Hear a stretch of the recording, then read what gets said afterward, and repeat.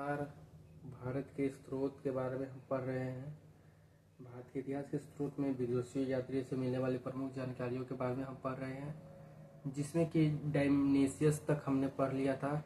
अगला जो हमारा 7वां लेखक है वो है टॉलमी। ठीक है, टॉलमी भी एक इम्पोर्टेंट है, कहीं कहीं पूछा जाता है।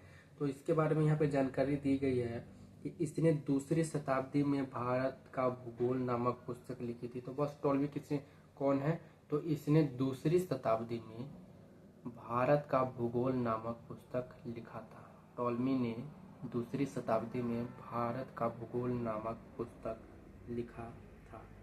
उसके बाद अगला जो लेखक है प्लिनी। ठीक है, प्लिनी इसने प्रथम शताब्दी में, पहली शताब्दी में नेचुरल हिस्ट्री नामक पुस्तक लिखी। इसमें भारतीय पशुओं, पेड़ों, पौधों, खनिजों, पदार्थों आदि के बारे में विवरण मिलता है। टॉलमी ने भारत का भूगोल नामक पुस्तक लिखा। प्लिनी ने नेचुरल हिस्ट्री नामक पुस्तक लिखी, जिसमें उसने भारत के पशुओं, पेड़ पौधों, खनिजों, पदार्थों आदि के बारे में विवरण दिया है।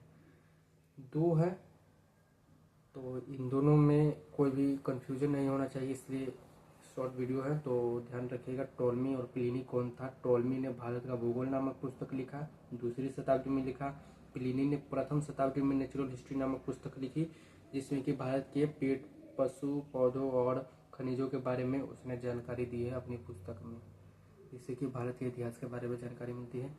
एक हमारा जो बच जाता है उसको अगले वीडियो में हम कवर करते हैं। एक टॉलमी और प्लिनी को रहने देते हैं इकट्ठे। चलिए।